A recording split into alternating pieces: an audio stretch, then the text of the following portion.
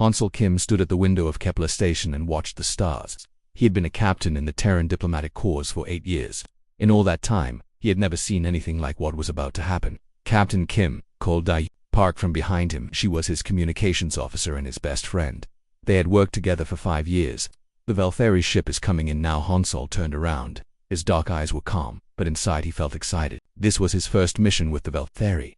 Most humans had never even seen one of their kind. Are you ready for this? Dayun asked. She looked nervous. Her hands were shaking a little. As ready as anyone can be, Hansel said. He smiled at her. Remember what we learned in training. The Velthari are not like us, but they are not dangerous. They are peaceful people. The door to the observation deck opened. Wu Jinli walked in. He was the chief security officer. He did not look happy. I still don't like this mission, Wu said. His voice was hard. We are taking their cubs across space. What if something goes wrong? What if we fail to protect them? Hansel put his hand on Wu Jin's shoulder. Nothing will go wrong. This is a simple escort mission. We take them to Nexus Prime for a cultural exchange. We bring them back in 3 months. Easy. But Wu Jin shook his head. I have read the reports. These cubs are very important to their people. They call them sacred. If anything happens to them ... double quotes, nothing will happen, Hansel said firmly. That is why they chose us. Humans are good at protecting others. Through the window they could see the Velthari ship getting closer. It was beautiful.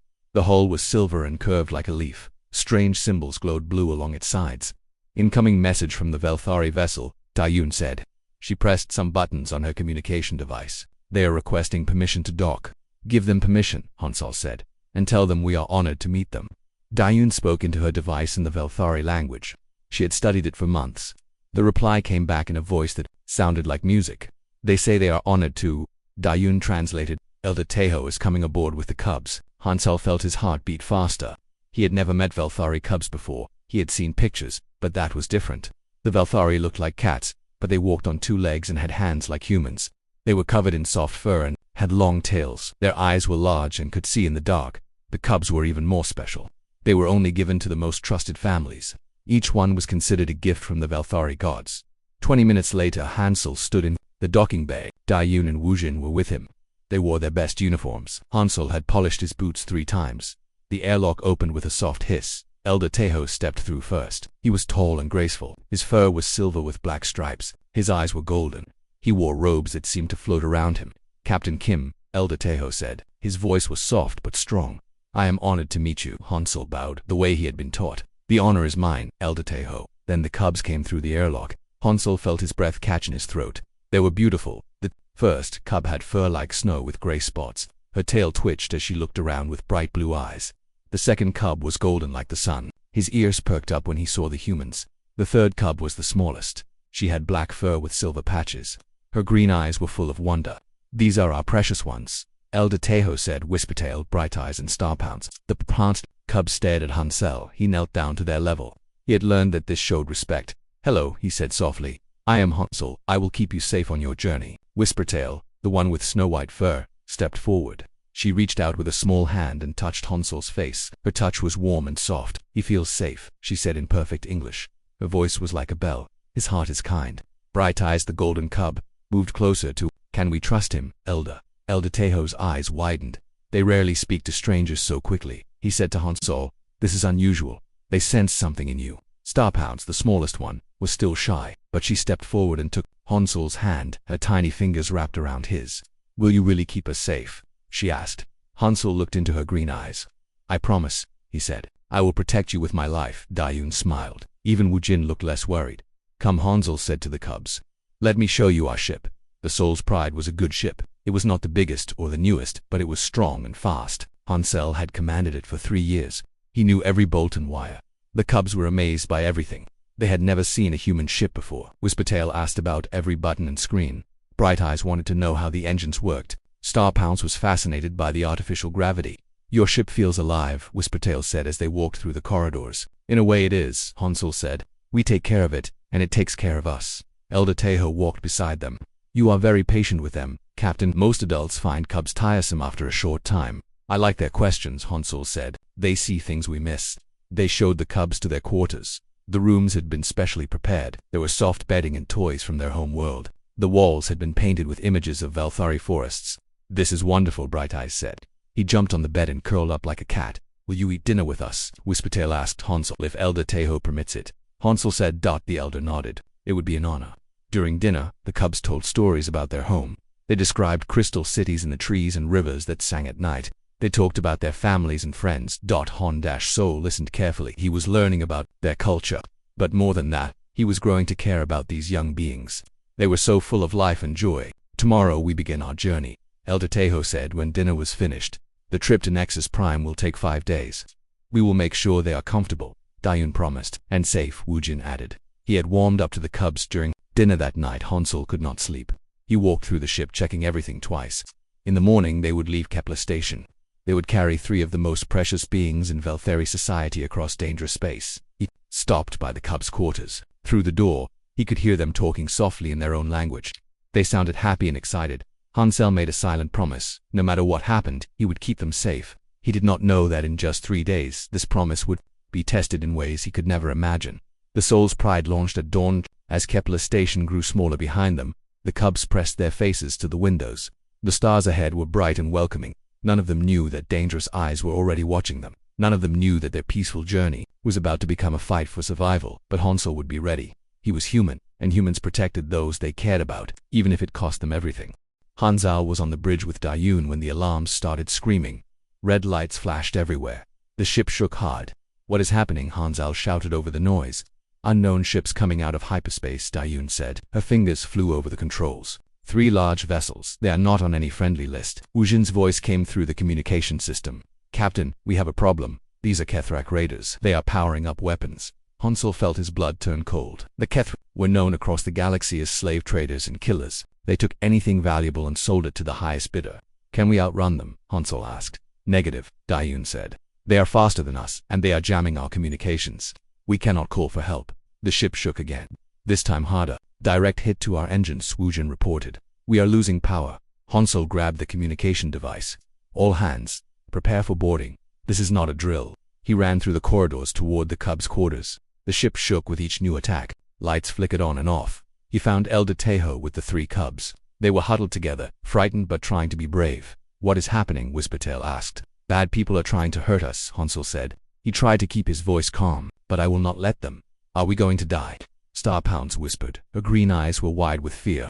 No, Hansel said firmly. I promise to keep you safe. I keep my promises. The sound of metal being cut came from somewhere in the ship. The raiders were breaking through the hull. Elder Tejo, Hansel said. Take the cubs to escape pod 3. If something happens to me, launch it toward the nearest planet. I will not leave you to fight alone, the elder said. You must, Hansel said. The cubs are more important than any of us. Loud crashes came from the main corridor. The raiders were inside. Go now, Hansel ordered. Dayun appeared at the door. Blood ran down her face from a cut on her forehead. Captain, they have taken the bridge. Wujin is fighting them in Section 7. But there are too many. More explosions shook the ship. The lights went out completely. Emergency power kicked in, bathing everything in red light. The escape pod, Hansel said. Now. They ran through the dark corridors. Behind them, they could hear the raiders shouting in their harsh language. The sound of laser guns echoed through the ship. At the escape pod, Elder Tejo helped the cubs inside. They were crying now but trying to be quiet. Will you come with us? Bright Eyes asked Hansel. I have to help Dayun and Wujin, Hansel said. But I will find you, I promise. Heavy footsteps came closer. The raiders had found them. Launch now, Hansel shouted. The escape pod shot away from the ship just as the raiders reached the corridor. Through the small window, Hansel could see their ugly faces. They had gray skin and sharp teeth. Their eyes glowed red with anger. The pod fell toward a nearby moon. It was brown and rocky with no signs of life. As it crashed into the surface, Hansel could only hope the cubs were still alive. Back on the ship, everything was chaos. The raiders had captured most of the crew. Their leader was a huge Kethrak with scars all over his face. He was called War Chief Skarmo. Where are the cubs? Skarmo roared at Hansel. Gone, Hansel said. You are too late, Skarmo. Hit him hard across the face. Find them, they are worth more money than this entire ship. Dayun was hurt badly but still alive. Wujin had fought bravely but was now a prisoner too. The escape pod went to the moon below. One of the raiders reported. Should we follow? Yes, Skarmo said. Those cubs will make me rich, and this human will watch them die slowly. The escape pod had crashed hard on the moon's surface. Hansel woke up with his head spinning. His shoulder hurt where he had hit the wall. The cubs were alive but scared. Elder Tejo was badly hurt. Blood came from a wound in his side. Elder Whispertail cried. Please do not leave us. Elder Tejo's breathing was shallow. He reached for Hansel with a shaking hand. Captain, he whispered, our people have an old tradition. When a guardian cannot protect the young ones, he can pass the duty to another. I do not understand, Hansel said. I name you guardian of these cubs. Elder Tejo said, his golden eyes began to lose their light. By the old laws, they are now your responsibility. Protect them as you would your own children. A strange, warm feeling spread through Hansel's chest. It was like the elder had placed something inside his heart. I will, Hansel promised. Elder Tejo smiled one last time and was gone. The cubs cried for their elder. Hansel held them close. Outside the broken pod, the wind howled across the empty moon. What do we do now? Starpounce asked. Han-Soul looked. Around the pod was badly damaged. The communication system was broken. But the emergency supplies were still good. They had food for maybe 5 days and water for 3. We survive, Hansel said, and we stay away from the bad people. Through the cracked window he could see ships landing in the distance. The raiders had followed them. Can you walk? He asked the cubs. They nodded. They were hurt and scared. But they were strong. Hansel gathered the supplies. He found a small weapon in the emergency kit. It was not much, but it was something. Stay close to me, he told the cubs. Do not make any noise. Do not let go of each other. They left the pod and walked into the cold, dark landscape of the moon. The air was thin but breathable. Strange rock formations rose like towers around them. Behind them, the raiders spread out to search. They had tracking devices and heavy weapons. There were at least 20 of them. This way, Hansel whispered. He led the cubs toward a group of tall rocks. As they climbed, he could hear the raiders getting closer. They were shouting to each other, excited about the hunt. When we find those cubs, we will be rich, one of them said. And when we find the human, we will make him suffer, said another. Hansel felt anger growing in his chest. These creatures wanted to hurt innocent children.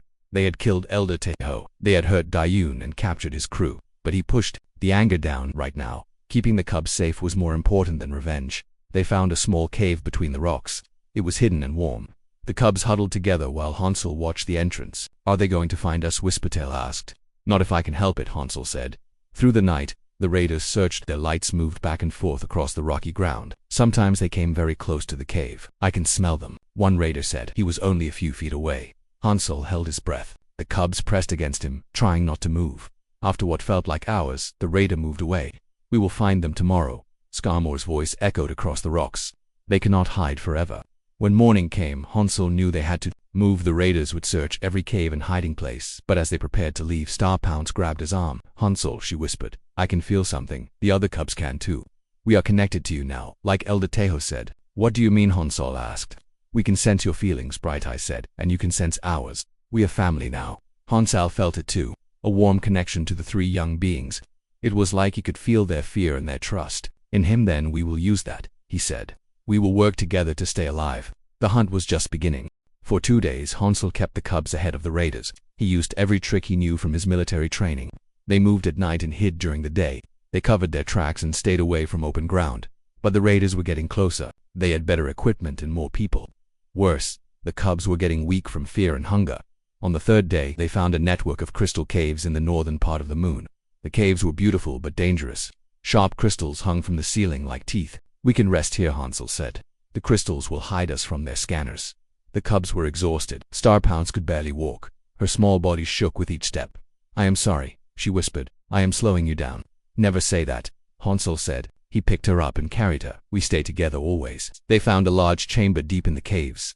Water dripped from the ceiling into a small pool. The cubs drank eagerly, but their rest did not last long. The sound of heavy boots echoed through the tunnels. They found us, Whispertail said. In here, Hansel whispered. He led them to a narrow crack in the wall. Hide and do not come out no matter what you hear. Where are you going? Bright Eyes asked. To end this, Hansel said.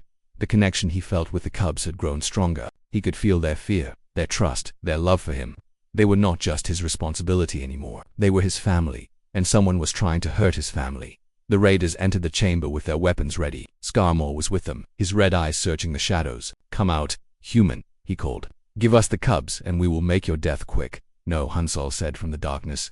You want them, come and take them. What happened next shocked the raiders. They had fought many species across the galaxy. They knew humans as builders and talkers, not fighters. They did not know about human fury. Hansel attacked from the shadows like a wild animal. He had made weapons from the sharp crystals. He moved through the caves like he was born there. The first raider went down without a sound. Then the second, then the third. What is happening? Skarmore roared. Where is he? A crystal spear flew out of the darkness and hit another raider in the chest. The alien fell screaming. He is just one human, Skarmore shouted. Find him and kill him. But Hansel was everywhere and nowhere. He used the echoes in the caves to confuse them. He made sounds that seemed to come from all directions. More raiders fell. Some ran in fear, others fired their weapons wildly at shadows. Finally, only Skarmour was left. He stood in the center of the chamber, turning in circles.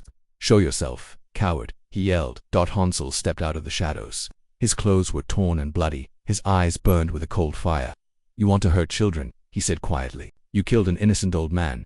You captured my friends. You are just human." Skarmour snarled. "I will tear you apart." The war chief was twice Hansel's size. His claws were sharp as knives. His strength could crush bones. But he had never fought a human who was protecting his family. The battle was short and brutal. Skarmour's size and strength meant nothing against Hansel's fury. The human fought like 10 men. He felt no pain, no fear, only the need to protect the cubs. When it was over, Skarmour lay still on the crystal floor. Hansel collapsed. His strength was gone. Blood ran from many wounds. The cubs came out of hiding and ran to him. Hansel Starpounds cried, "Are you hurt?" "I am fine," he said, though he was not. "Are you safe?" "Yes," Whispertail said. "Because of you." In the distance they could hear the sound of ships landing. But these were different. These were rescue ships. Dayun's voice echoed through the caves. "Captain. Captain, where are you?" Here Hansel called weakly. His friends had come for him, just like he had come for the cubs. 1 month later, Hansel stood in the medical bay of a Terran starship. His wounds had healed, but he still felt tired. Dayun walked in with a smile on her face. "The doctors say you can leave tomorrow." "Good," Hansel said. "How are the cubs?" "See for yourself," Dayun said. The door opened and 3 young Velthari ran in. They had grown in the past month. They looked stronger and happier. "Hansel," they cried together. They jumped on his bed and hugged him carefully. "We missed you," Starpounds said. "The other doctors were nice, but they were not you." "I missed you too," Hansel said. He felt the warm connection between them. It had not faded. If anything, it was stronger. Wujin appeared in the doorway. He looked embarrassed. "Captain," he said. "I owe you an apology. I said this mission was too dangerous. I was wrong. It was dangerous, but not for the reasons I thought." "What do you mean?" Hansel asked. "The galaxy is talking about what you did," Wujin said. "The story has spread to every space station and trading post. They are calling you the human who fought like a star beast." Dayun nodded. "Ships are changing course just to avoid the Korath system. They say it is haunted by a human guardian spirit." "That is silly," Hansel said. "Maybe," Dayun said, "but the Kethrak have stopped raiding in this sector. They are afraid." A new voice spoke from the doorway. "And they should be." Everyone turned. A tall Velthari in golden robes entered the room. The cubs jumped up and bowed. "High Elder Mordai," Whispertail said with respect. The High Elder bowed to Hansel. "Captain Kim, I have come to thank you personally. You saved 3 of our most precious children. You honored the guardian bond given to you by Elder Teho." "I only did what anyone would do," Hansel said. "No," the High Elder said firmly. "What you did was special. You fought not for money or glory, but for love. That is rare in the galaxy." The High Elder reached into his robes and pulled out a small crystal pendant. "This is for you," he said. "It is a guardian's mark. It means you are always welcome among the Velthari. More than that, it means these cubs are truly your family now." Hansel took the pendant. It was warm in his hand and seemed to glow with inner light. "There is more," the High Elder said. "The Galactic Council has received requests from 17 different species. They all want humans to guard their most important missions." "Why?" Hansel asked. "Because word has spread about what humans will do to protect the innocent," the High Elder said. "Other species fight for territory or resources. Humans fight for those they love. That makes you the most dangerous guardians in the galaxy." Over the next few days, Hansel received messages from across space. Ship captains wanted him as security. Diplomats requested human bodyguards. Even the warlike Krekstar sent a message of respect. But the most important message came from the cubs themselves. "We are going to the academy on Nexus Prime, but told him, will you visit us?" "Of course," Hansel said. "You are my family now forever?" Starpounds asked. "Forever," Hansel promised. As his ship prepared to leave for its next mission, Hansel thought about what had happened. He had gone on a simple escort mission and discovered something about humanity that even humans did not fully understand. When innocent lives were threatened, humans became something more than themselves. They became guardians, protectors, warriors of light in a dark galaxy. Dayun joined him at the observation window. "So what now, Captain?" "Now we go where we are needed," Hansel said. "And we protect those who cannot protect themselves. Just like always," Dayun said with a smile. "Just like always," Hansel agreed. The ship jumped to hyperspace, carrying its human crew to their next adventure. Behind them, the story of the human guardian spread further across the galaxy. And in the crystal caves of Korath 7, the wind still whispered of the day a human showed the universe what true fury looked like when family was threatened. The galaxy would never forget, and it would never be quite the same.